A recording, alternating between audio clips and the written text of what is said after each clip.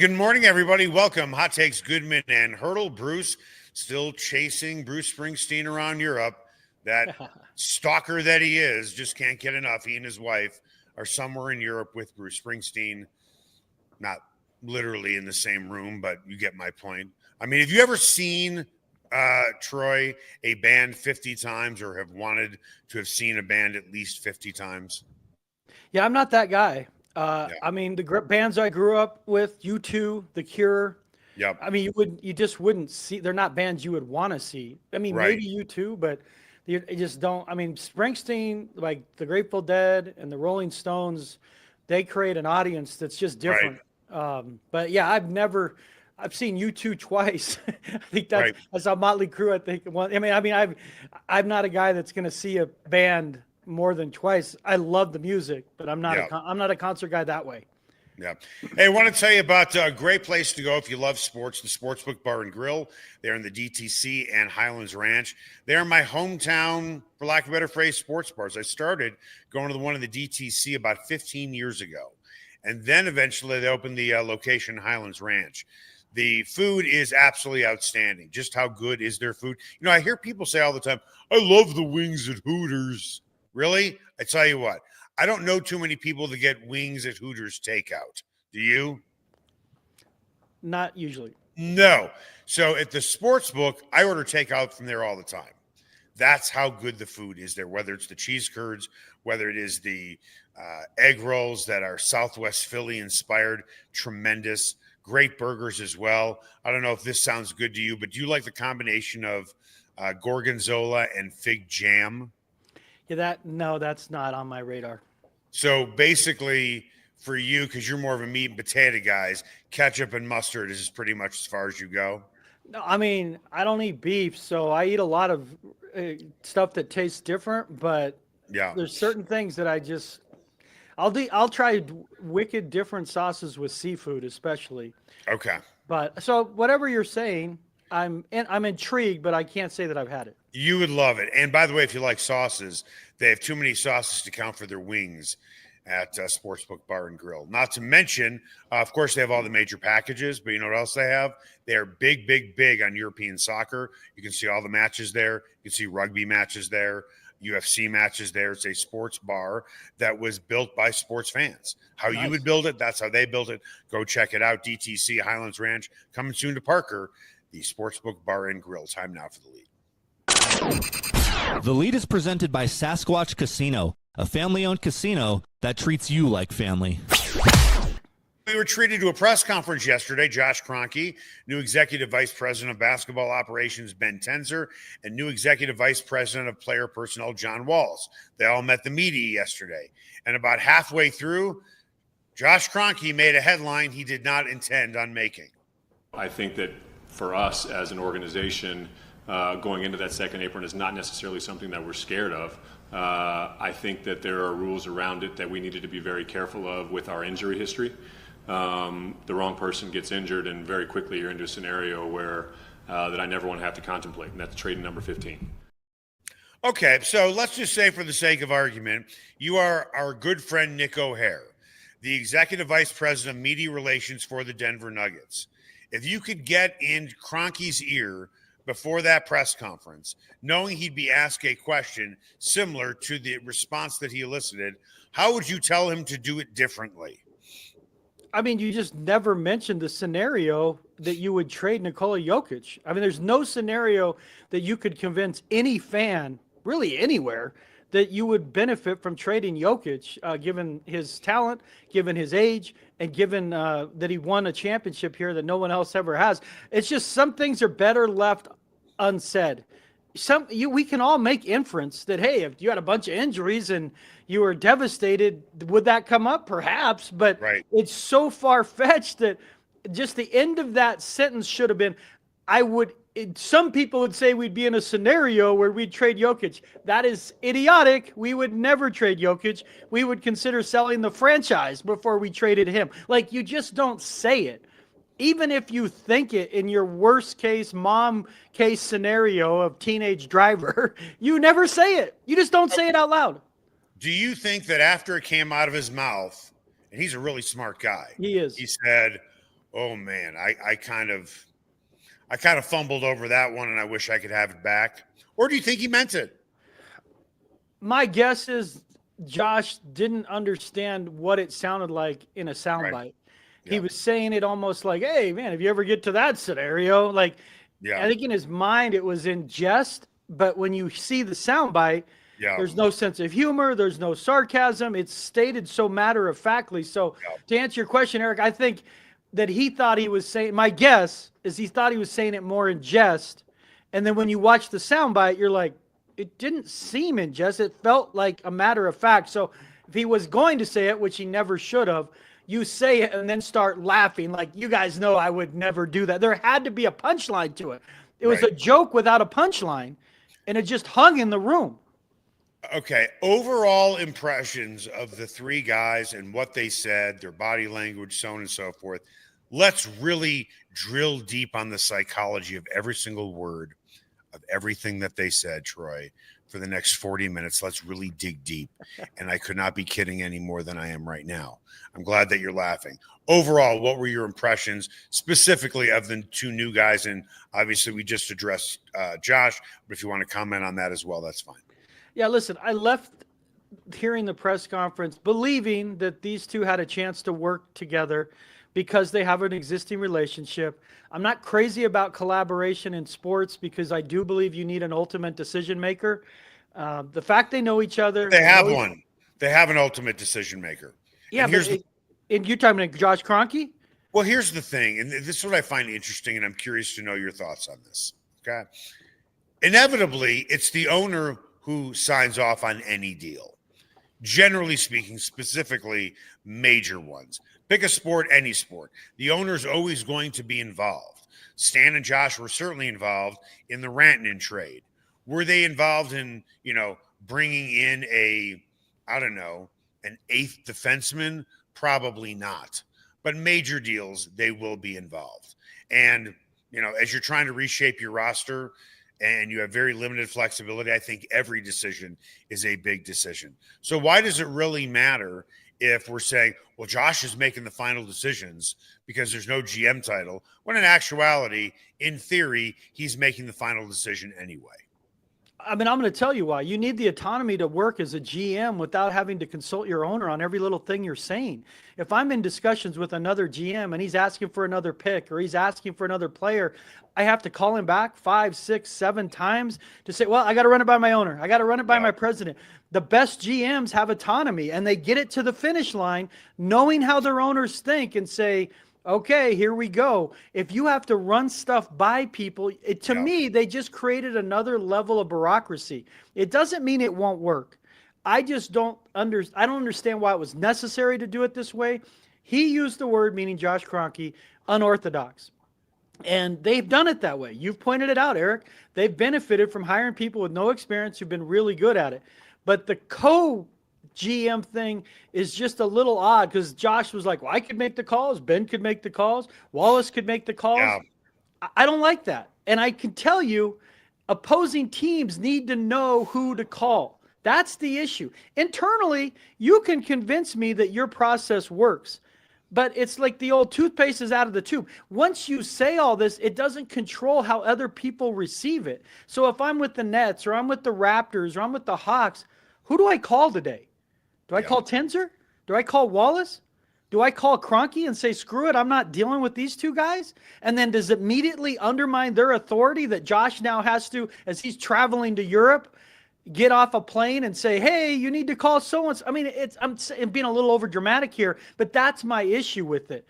I would like it more linear. Could it work? Absolutely. Wallace with players, Tenzer with contract. But at some point, somebody in a room has to say, we're going with it. And what if those two disagree? Now we got to run it up to Josh, and then Josh has to run it up to Stan? I don't know. I like deliberation at times. I just think you created a level of bureaucracy here that was unnecessary. I think you bring up a lot of fair points. I think on smaller deals, I think that Wallace will have the autonomy. Okay. Or do you think that Tenzer's a layer above him where technically he is? I mean, that's what I'm saying. By title, Tenzer would seem to be. Yep. But I don't know that. Like that's what, Okay. and I don't think we're going to know that until they make a couple deals, and then Bennett Durando from the Post, my guy, calls these other teams and say, "Who did you deal with?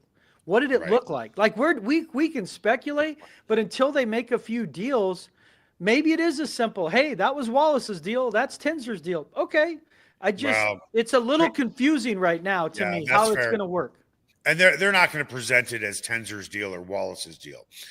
Generally speaking, at a press conference, when you listen to somebody new, the overall reaction is, generally speaking, I'm impressed. Like David Adelman's press conference, I was impressed. Would you agree? Yeah, he nailed it. He nailed it from the first presser he did. Frankly, I was surprised at his confidence. Okay. And I think you go on and on. I always get a laugh when someone is introduced, whether as an executive or as a coach. People are like, oh my God, this guy is so impressive. We've heard plenty of impressive press conferences turn into just awful results. Nathaniel Hackett was a great press conference.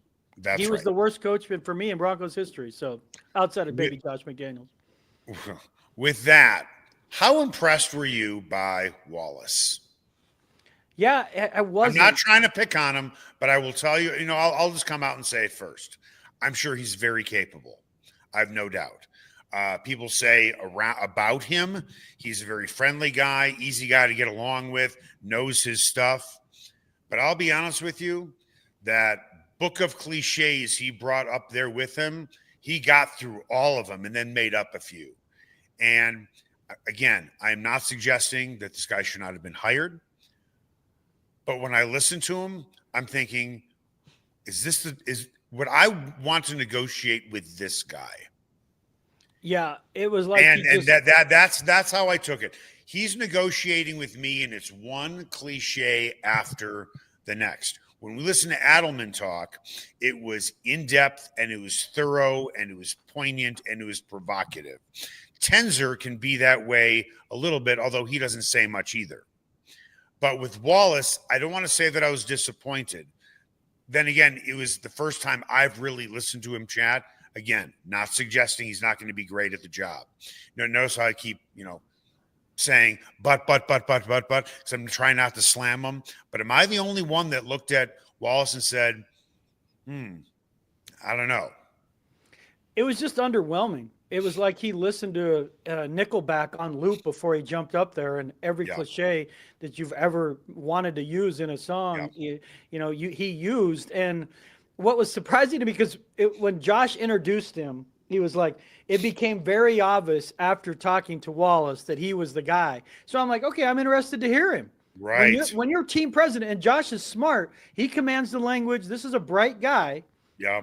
So I'm thinking, man, he must have, obviously they knew each other, but he must have said a few things in the interview. We're like, okay, I'm interested to hear it. And he literally was like, he had a teleprompter, was, we have to win in margins. We have to do things well. We have to do our best, work together, synchronicity, collaboration. It was like, okay. And I'm guessing he was like, I don't care if the press thinks I'm boring because he knows who he is. I'm hoping that's it. And Tenzer took his cues from him. Yeah. He was saying the same thing. He just did it in fewer words. And I'm like, wow. Compare that to Adelman's presser, who I felt like Adelman in some ways had to win us over. Like he was an interim and a kind of name only. He was going to probably get a head coaching job somewhere else. This isn't some 30-year-old guy, but he surprised me. Adelman. I was like, because Malone was very raw in his pressers and he could go off the rails. And it's what we all liked about him, frankly. We root for the story. He's good copy, as they say in the business. Adelman's similar. It's delivery's a little different, but he's similar. He's got a sense of humor, a little bit of dry wit. He kind of pokes at us. These two guys, it was like somebody put a nickel in each one of them, and they just were. I don't know if it's because their boss is sitting right there. Yeah. They just, for me, it was like the assistant principal's right there next to me, and it's like, what do you think of the conduct policy at the school? Mm-hmm.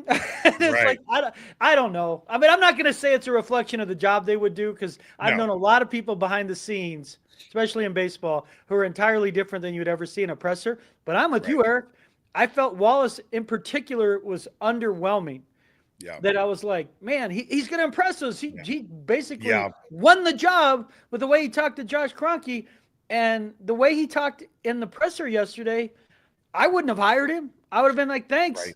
You know, there's not what did you say that said anything about innovation or that you're different? But my guess is they made some kind of pact before the presser. We're not going to give him anything. It felt like a New England Patriots press conference. That's what it reminded, or an NFL press conference with a coach who's pissed off. I'm going to set up the next thing by saying it's not meant to be a slam. It's only the optics of what I'm seeing. And again, this is not hopefully an indication of how good these guys are. But I would love to see a picture of Adelman, Wallace, and Tenzer together. Because honestly, it would look to me like that one of them just had their bar mitzvah and the other two guys were the bar mitzvah boys' pals. These guys, it's not a knock. It's just an observation. Adelman looks young, and he's the oldest of the bunch at 44. By the way, former intern, good on him. Tenzer, former intern. He's 36 years old. I mean, to say that I have cavities older than him is an understatement. You know that you are getting old when you are old enough to be somebody's father who's in a position of power, like Ben Tenzer, right? In some states, mainly southern states, I am old enough to be David Adelman's father. But even that's a reach. Now, when we look at Wallace, he's only 36. But when I look at Kroenke's kids, and you just look at the optic, doesn't it look like, and I'm not suggesting they're not great at what they do, but just looking at it, doesn't it look like that the three guys running the Nuggets you just got out of a fantasy football draft with? They look young, and they are inexperienced. None of them have been in these roles before, outside of Adelman for whatever the X number of playoff games and 3 regular season games. And that's the risk here. For every time that you praise, I'm a little less apt to praise it, but there's a history there. They're unorthodox methods. Yeah. The frame of every conversation comes back to Jokić is in his prime. How are you going to make this work? And your front office is first time, coach, first time. It doesn't mean it can't work. Right. And I believe in Adelman more than most. I'm more bullish on him than most. Too. But he still needs help from the front office. They're in a position here that if you think he's going to work magic with Pickett and turn him into Andre Miller 2.0, if you think he's going to turn Strother into like the 6th man of the year, like, you know, let's be realistic here. He needs help. They need a couple of guys. So, and it is the one thing they were saying that was right. Like, it is kind of about winning in the margins because of where they're landlocked with this salary cap and the apron that's so boring. But it is a fact of life. Can these guys do it? But I'm with you when I see that picture. Man, are they in prove-it mode. All 3, but specifically these 2 executives. Because if they screw up, like, and that's why Booth deserved to be fired, frankly. But if they make a couple of moves like Dario and trading Reggie Jackson for 3 second-rounders, we're going to be like, what in the? No, that goes strictly on the shoulders of Josh, because he will have approved that trade. So if they make a bunch of moves and they don't work out moving forward, Josh Kroenke's the problem. Well, it's going to go back to him because he hired them both. That's my point. So if they make a Dario Saric type of move or another move that seems questionable that doesn't work out, generally speaking, you blame the general manager. In this case, you are directly blaming the owner of the team because we do know who is making those final decisions. Listen, when the Broncos make moves under Greg Penner, yeah, it's a Peyton and Peyton decision. Mainly the Peyton with the Y, then the Peyton with the T. But it's got to be run up the flagpole if it's, you know, something significant with Greg Penner. Heck, a story just came out that Greg Penner did not want to give Russell Wilson a new contract when he got to Denver, which honestly, everyone is praising Penner as being some great visionary. And you look how great Penner is. He didn't even want to do it, but they did it anyway. But he didn't want to do it. So that gives us more hope in our owner. The truth is, I'm guessing there was a huge understanding that if there was a trade, a deal is going to get done pretty quickly. There's no way Russell Wilson agrees to a deal from Seattle to Denver without pretty much the guarantee of he's getting a new contract. Yeah, the whole How do you reason like that for a segue? Right, and the whole reason he forced his way out of Seattle is he wanted a second bite at the apple there, and they're like, no way. And we didn't understand just how bad it was behind the scenes. Certainly I didn't. I appreciated Russell, the player. He was kind of a modern-day Roger Staubach. I didn't realize behind the scenes how much it had disintegrated and dissolved in terms of relationships, and just he had become a diva, for a lack of a better word. Oh, yeah. But to your point on Pinner says in these documents that Pablo Torre, excellent reporting on, and it was involving a collusion case with the NFL, and the NFL ended up winning, that there was no collusion proved. But Pinner's saying, do we need to give him a new contract? He has 2 years left. But I can tell you, having covered that whole thing, that is more Greg reacting like a CEO of Walmart, looking at it on basically a Microsoft Excel spreadsheet and saying, why are we re-upping him? He's not even looking at anything else, just his 2 years left on his deal. And then George Payton is telling him, we just traded 7 assets for him. We are as all in as anyone's ever be all in. We can't have a pissed off, pouting quarterback going back to Seattle for the first game. He was always going to get a deal. For anyone that says they should have waited, I'm like, listen, just say it out loud. We just traded like a quarter of our franchise for this player. We haven't had a quarterback since Peyton Manning, and we're going to tell him when he gets to town, go prove it. It doesn't make sense. And to their credit, they didn't give him 7-year, $350 million guaranteed. That would have sucked. I mean, that's what the union's wearing out Russell, saying Russell was weak. He should have demanded. J.C. Treader, I'm not a fan at all, like as in zero. I think the NFLPA has had horrible leadership for years. I would put him in there, in that group. But look at his leverage, folks. Yeah, he had leverage with the Broncos, but he had age. He had all these other issues.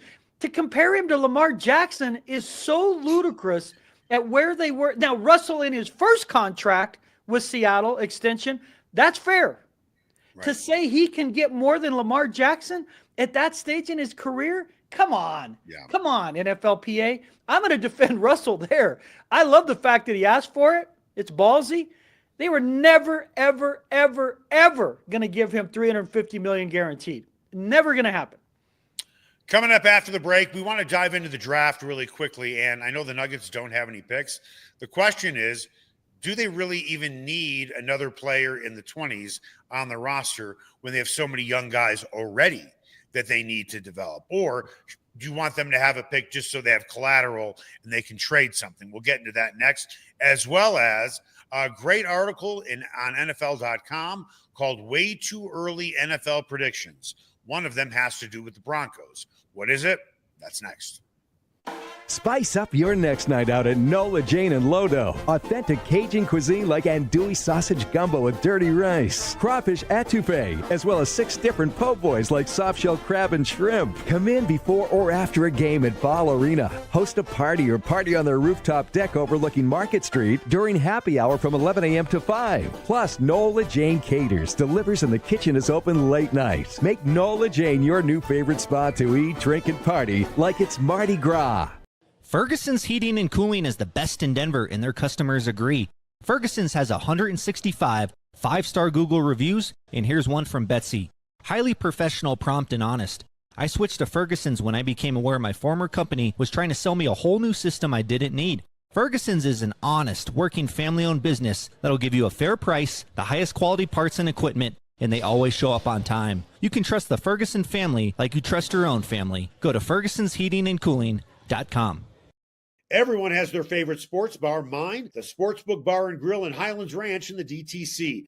Both locations are everything a sports bar should be. An upscale menu with 12 different burgers, outstanding wings, and my favorite, the Philly cheesesteak egg rolls. They've got every game on the NFL Sunday Ticket, MLB Extra Innings, NHL Center Ice, NBA League Pass, plus soccer, rugby, and UFC. Sportsbook is a hangout bar or great for private parties. The Sportsbook Bar and Grill in Highlands Ranch, the DTC, and coming soon to Parker. They are the sports bar. Sasquatch and Wildcard Casinos in Blackhawk have another incredible promotion. They'll be giving away a pair of Spider Cruisers or over $15,000 in cash the weekend of July 18th, just in time for the Sturgis Bike Rally in South Dakota. That's right, your choice, cruisers or $15,000 in cash. Get finalist entries every 45 minutes from 10 a.m. to midnight during their daily cash drawing with a locked-up jackpot of $100 or more. Sasquatch and Wildcard Casinos, loose slots, great promotions, great food, and a family-owned casino that treats you like family. Everyone has their favorite barbecue spot. Mine, Smokin' Dave's Barbecue and Brew. My favorites, slowly smoked ribs, smoked corned beef Reuben, smoked meatloaf with a portobello balsamic cream sauce. Don't forget about Smokin' Dave's 16-hour smoked brisket and pork with one of their 4 homemade barbecue sauces. Great sides, you bet. Barbecue beans made with pork and brisket and their southern corned bake. Man, you got to try it. Plus, they have amazing non-barbecue entrees on the menu. Go where I go, Smokin' Dave's Barbecue and Brew in North Denver. Ever wondered where city and county fleet vehicles go when they retire? Now's your chance to find out and score big. Imagine driving away with a great deal on a reliable vehicle. For over 45 years, Roller Auction has been the trusted source for government fleet vehicles and equipment. Trucks, SUVs, sedans, and more, all selling to the highest bidder. Don't miss out. Visit roller.bid/hot takes to get auction updates today. Your next vehicle could be just a click away. Welcome back. Hot Takes with Goodman and Hurdle. Before we get this segment going, I want to tell you about Ferguson's Heating and Cooling. They are the best in Denver. Customers agree. I love reading 5-star Google reviews, and they are loaded with them. That should tell you how good they are. Here is one written by Betsy, highly professional, prompt, love that, honest, love that. She goes on to write, I switched to Ferguson's when I became aware my former company was trying to sell me a whole system that I did not need. This is why this is a very big deal to me, because in this line of work, a lot of these guys and gals that do the service work, they're base plus commission. And the commission is, can they sell you a whole new HVAC unit? Can they sell you a whole new furnace? They don't make a lot of money if it's just a fix. And the owner, Cody, said to me, you know what? I would rather have my integrity than have the extra money. I know that if I send a tech out there and it's only a fix, he said, I know I'm probably going to lose money, but that's the type of business that I want to run because I want to do right by the customers. And he does that in spades. Highest quality parts, great equipment. They are always on time. You need to check them out. Trust me, the way I trust Ferguson's family. The family is great. I've met the mom. I've met one of the sons. And oh, by the way, you know, one of the other sons, haven't met him yet. His name is Terrence Ferguson. Ever hear of him? I have. Yeah, he did not go into the family business. Even though Cody is a football coach, I wouldn't say that's the family business. Terrence took it to another level as a second-round pick of the LA Rams. Good on him with that. If you have any heating needs, any cooling needs, go to FergusonHeatingandCooling.com, FergusonHeatingandCooling.com. Time now for What's Trending. What's Trending is presented by Ferguson's Heating and Cooling. Your family should trust the Ferguson family for all your heating and cooling needs, and you'll see why they have over 165 5-star Google reviews. Make an appointment today at FergusonHeatingandCooling.com. Before we dive into this Broncos story, quickly, let's address the draft. Yes, it would be great if the Nuggets had a draft pick first or second round, so maybe they can trade it. But honestly, when you're picking in the 20s, which is where they would likely pick anyway, do you really need another young guy on your roster that you need to develop at this point? Unless the guy's a star, because rarely are you going to get a star in the 20s. Yeah, unless they were going to be able to move up, in which they don't have the pick, so it's a mute conversation. Right. But I'm with you. Like, when you get guys from 24 down, they rarely play their first year, and sometimes they never turn into anything. So, you know, again, everyone brings up Jokić as a second-round pick. Again, obviously he's an outlier. Let's be clear here. There's not a lot of guys. So they already have Pickett. You already have Strother. You already have Holmes. I watched Holmes, Eric, play in these scrimmages before the playoff games. I'm intrigued. He looks way more like a 4 than a 5, but I'm intrigued. If he can shoot threes at his size, 6'10", he's got length. Is he a better version of Najee? Is he like the guy Najee was supposed to be? But I'm with you. It still would have been cool for them to have a pick when you're covering the draft. I'm not covering it tonight, so it's not something that's a pressing need to me. But I'm with you that when you add a late first rounder, early second rounder, it doesn't really move the needle. This team needs a couple of veterans. Right. I would agree. With that, let's take a hard right turn. NFL.com's Jeffrey Chioda wrote an article titled Way Too Early NFL Predictions. Some of his predictions: Bills win the Super Bowl, Joe Burrow MVP, Ashton Genty rushing for over 2,000 yards. Whoa, really? Damn. Right. Here's another bold prediction. The Broncos will win the AFC West. This is what he wrote. Most of Kansas City's success comes down to the Chiefs' greatness, but they've also been helped plenty by the ineptitude from other teams in the AFC West. Every team in the division has had at least 4 different head coaches within the same 9-year stretch the Chiefs have won a title. The churn has slowed. Carroll with the Raiders, Harbaugh with the Chargers, Peyton with the Broncos. With all of that, of all 3 coaches, he goes on to write, all of whom have either reached or won a Super Bowl, Peyton is sitting on the most impressive team outside of the Chiefs or aside the Chiefs. Broncos have an elite defense. It looks like they landed a franchise quarterback in Bo Nix. Pretty bullish. What's your take on that? I agree with him. I think that I've said this on national radio shows repeatedly. The Broncos or Chargers are winning the division this year. I got to see camp, especially offensively, what it looks like at running back, where Dobbins fits with Harvey, and is Ingram going to be the player that Sean Payton thinks he is? But I believe they can win the division, and I think they could win it at 11 games. If it takes 12, it gets greasy. But I've said this, and I don't care what the criticism I get for it. The Chiefs were the worst great team I've ever seen in my life last year. Very similar to the Giants teams that won World Series, where ugly, get one big hit, one big call, win 2-1. I don't care what people say. There's a skill of them winning late, but they had so many breaks go their way for 7-8 games, whether it was the Raiders game, the Broncos game. You create your own luck. We all get it. But eventually the pendulum swings. And their offensive line isn't very good. It's not very good, Eric. Their defense has lost guys each year. Chris Jones is coming off his worst season, and he's 31. Kelsey, I thought, was going to retire.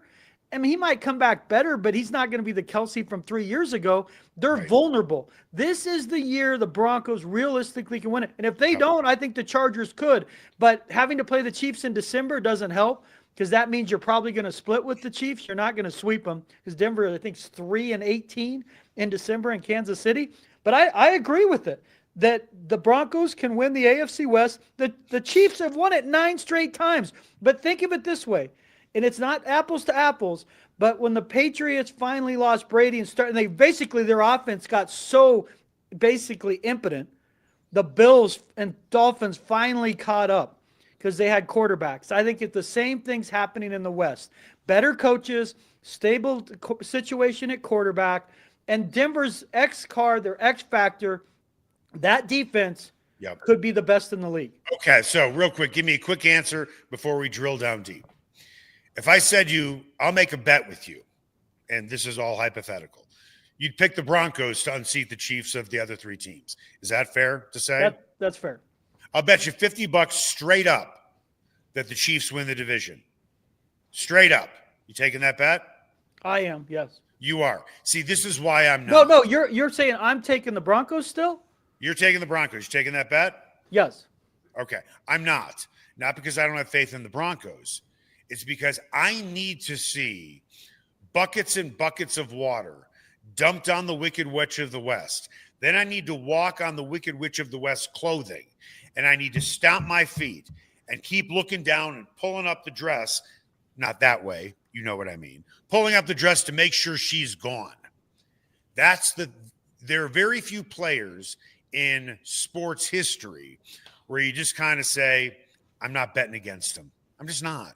I bet against Patrick Mahomes in the Super Bowl. I thought the Eagles would beat them. They're not as good as they used to be. They're not. Everyone keeps saying that. So Mahomes. His offensive line isn't very good. Kelsey's not the player he used to be. Chris Jones. They have 3 Hall of Famers on that team. 2 are easily on the other side of their career in Jones and Kelsey. Okay. Mahomes is Mahomes. I love Mahomes. Mm-hmm. He's going to go down, if not the greatest ever, top 5, top 3. But I think it's just going to catch up to them. They're trying to continue to do it cheap, like they asked Brady to do at the end. We don't ever have no offensive talent around you, no offensive line. Tom, go win it. Eventually, it catches up to you. And I think in year 10 of this run, I think just say that out loud how impressive it is. But that's where I feel like it's catching up with them. Let me give you a little pushback on that. Okay, congratulations on betting against the Chiefs against the Eagles. Good bet. He Mahomes in that game looked like he did against Tampa, completely lost and shell-shocked and out of sorts. Okay. So this team that wasn't very good was still 15-2. Okay. No, they were the worst great team I've ever seen. Okay. They were still 15-2. Okay. They were 15-2, and the Bills had the better quarterback in Josh Allen. 100%. Okay. Lamar Jackson, the better quarterback. And then you look at all the quarterbacks in the AFC, yet it was still all about Patrick Mahomes. My point is this. I'm not betting against Patrick Mahomes until I know the king is dead. Just like, and I'm not talking about a one-off in a game. Maybe the matchup, Philadelphia's defense was fantastic. And Vic Fangio certainly knew how to defend against Patrick Mahomes for the time that he spent in Denver. But at the end of the day, for me, when I see it, I'll believe it. And that's when I'll feel the curse has been snapped. He is that good. And honestly, his best season was his first season. Believe it or not, by his standards, for the most part, it's been downhill since there. Although he's had some good seasons. Patrick Mahomes is just a guy for me I'm just not going to bet against until I see it, because he is that much better than everybody else. There are only two quarterbacks I can think of in league history that I have covered that I would never bet against, and that is Tom Brady and Patrick Mahomes, not Peyton Manning. I could have bet against Peyton Manning tons of times and won. Yeah, not he Patrick wasn't Mahomes. great he wasn't great in the playoffs. I would say Joe Montana is on that list for me as well. Yep. Now, listen, everything you just said, I know I have said about Mahomes 2 years ago. Last year, it changed for me. They've just dissolved enough around him that they're asking. They dissolved enough around him to win 15 of 17 games. With the lowest point differential like in the history of a good team. They were literally winning at the last play every week against bad teams. And that's fine, but at the end of the day, winners know how to win. And it helps that every controversial call goes in your favor. The Bengals game, every time they play the Broncos, anytime they played the Raiders, like they get calls. They're left tackle, right tackle. They have a false start every play. Are you gonna eventually it changes? Are you gonna play that game? No, I'm not. I'm just saying eventually it catches up with you. Yep. Where you get called for a false start on 3rd and 2 for once. That push off with Kelsey goes against him. You just look at that's where Mahomes wins every game. No one's better on 3rd and 4th down than Patrick Mahomes. If he goes back just this much, they're 11-win team. That's my point. I'm not saying they're going to be 6-11. I just feel like their margin for error is shrunk to the point where the Broncos can catch them, and if not, the Broncos, Chargers. Okay, so if you want to play the law of averages game, which is I think what you want to do, eventually the law of averages will catch up to the Chiefs that they won't get every call. Is that essentially what you are insinuating? It's that, and the roster's not the same. I agree. That wasn't my question. Just about that. Yes, the law of averages will eventually catch up. Not totally, but it will tilt back at least to more even. Then the Broncos are screwed because they basically had 2 full years of health up and down their roster outside of a couple plays. I know you're convinced they're going to get hurt. You have no data to base it on. No. I didn't You say. have no data to base that on. You're just saying, I cover the NFL, everyone gets hurt, they're due a bunch of injuries. I normally would say that, but we don't know that. We don't know that.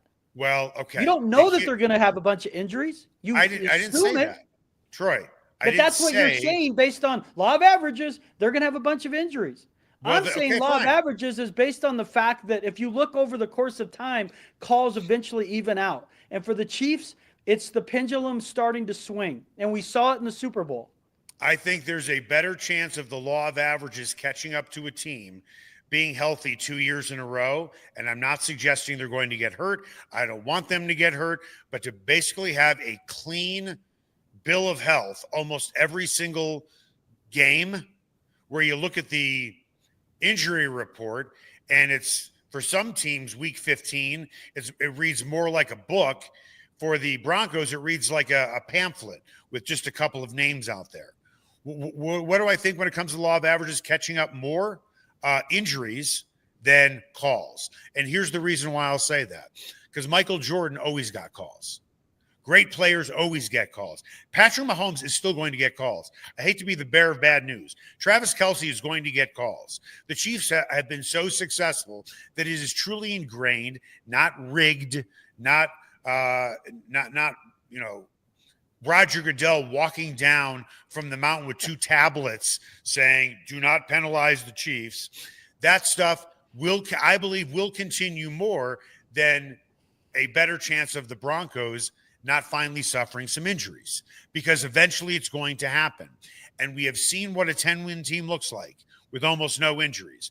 The question is, what does that team look like with injuries? Is it still a 10-win team? We could talk more about that tomorrow. But before we go, I want to ask you one thing. Let's say, for the sake of argument, and listen, we can play the asterisk game all the time. Barry Bonds, does he really hold the home run record at 73, or does there need to be an asterisk next to it? That's what I mean by the asterisk game. With that, let's say, for the sake of argument, week 4, Patrick Mahomes goes down with a season-ending injury, and the Broncos win the division. Yes, they will have a flag or a banner somewhere in the stadium. It will be celebrated. Will it be legit to you? Yeah. If Mahomes, what's that? Yes, because that's the NFL. I watched Elway get hurt. I watched Tom Brady miss. What I mean is,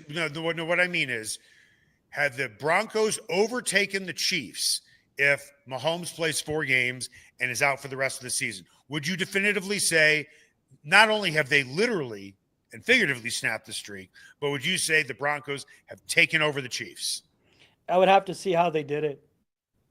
If they have the number 1 ranked defense, and they go 12-5, I would say it wouldn't have mattered. If they go 11-6 and they're winning every week by 3 points, I'll be like, man, they caught a huge break that Mahomes wasn't playing. And that's exactly how I thought of it when we were putting together the show. I'm like, that's probably going to be the same answer. Let's see how it all plays out. If they are dominating, listen, if they're a 13-14 win team, it doesn't matter whether Mahomes got injured or not. They were truly that good, right? Right. So, and I don't know. I don't think they're capable of that. When you say they were healthy and they were a 10-win team, I would the counter devil's advocate would be they're a better team this year. In theory, again, injuries are a huge factor for these 4 guys. With Talanoa, with Dre Greenlaw, with Evan Ingram, and J.K. Dobbins. They addressed all 4 of their needs with 4 guys who have a history of injuries. So if 3 of those 4 stay healthy, they should be in great shape. If only 2 do, and neither of those 2 are J.K. Dobbins and Evan Ingram, then they're not going to beat the Chiefs. How much do you think, because I've talked about this with Bruce, how much do you think the clean bill of health that has gone through the Broncos organization really over the last 2 years played a role in their, for lack of a better phrase, confidence/arrogance that we can sign 4 guys who were all injured last year, but we're going to nurse them not only back to health, but back to where they were because of what we've shown over the last 2 years? How much do you think what Bo Lowry and that staff has done, how much do you think it affected signing a guy like Greenlaw and so on and so forth? Yeah, let's put it this way. If you say you've signed a free agent based on talent and fit, the third component was clearly Bo Lowry and his crew. Yes. That we believe more than any other team, our program can keep those guys on the field. I'm not saying 17 games, but if they play 13, 14 games, but you're asking the question, it 100% was a factor because Peyton has talked about it. I talked with a couple of players 2 weeks ago now. They were telling me the same thing. And this was off the record, way off, no podium speak. Was like, man, why would I go train anywhere else? These guys have me tuned up. I live here year round. Why am I going to go pay for a trainer in Florida or Arizona or California when I can show up here, eat, work out, and everything I've done with these guys for a couple of years has kept me healthy? This is multiple guys telling me that. And I told them, to your point, every other ex-player I talk to rolls their eyes at this. And they say, we understand, but it's working. They're buying in. Again, are they due some bad luck? I would agree with you. 2 years is a long time. And it's not just missed games. They've been right at the top with fewest missed practices. Right. That's a bigger deal for Peyton. then sometimes miss games because he is anal about preparation. He's not the guy that says, show up on Friday, go through a walkthrough. He wants guys practicing. Is he more anal? Is Sean Payton more anal about A, guys showing up at practices, B, lighting candles with a nice vanilla lavender scent in his office, or taking showers? Is he more, where's he more anal? He wants, because I know he enjoys taking lots of showers. That's what I've been told. I don't know about that. He wants guys to practice, but like Shanahan, who you and I both know well, Yep. he has a specific touch and nuance with veteran players. Guys he likes, he'll massage it a little bit to get them to the finish line. If you're a young guy, you're still in those first few years of your career, you better be at practice and practice well. That is his Bill Parcells. If you want to play, you got to practice, and you got to practice well. He wants to see it. He has this way, like they talk about faith. Faith is believing in what you haven't seen. He believes you prove it. It's like, if I've seen it, I can believe it. It's demonstrated through actions. Where do you demonstrate that to Peyton? In practice. It matters to him, Eric. It does. That's why he wants guys healthy enough to stay on the field. And they create that culture in there of, hey, you better not be coming up with the, Nathaniel Hackett, hangnail, my ear hurts because I had my ear pod in too long. Like, those days are way gone. Like, you're going to show up and you're going to practice. And he's created all of this. It's working. The momentum's moving. Now is the hard part. Now it is that next level of everyone knows who you are. Target's on your back. Can you go out and prove it? This is what Peyton wanted. We're starting to see the sassy, arrogant, talk crap Peyton to other teams. Like, this is who he is. So now he's got a team that really resembles his personality. Can they live up to it? They haven't handled prosperity well around here since Manning left. That is the challenge for me. Can they handle it? Then tomorrow we'll dive into, I guess, since you just kind of teed it up, and this is for tomorrow. I'm going to tease it right now. So this is going to give you 24 hours really to prep for this one question. Troy, I know how hard you work prepping for this particular podcast. You pour over pages and pages of notes. The question will be, when the Broncos hired Sean Payton 2 years ago, moving the clock ahead 2 years, are they ahead of schedule or are they on time? That's what we'll talk about tomorrow. This has been Hot Takes with Goodman and Hurdle. Thanks to Troy Rank. Make it the best possible day you can.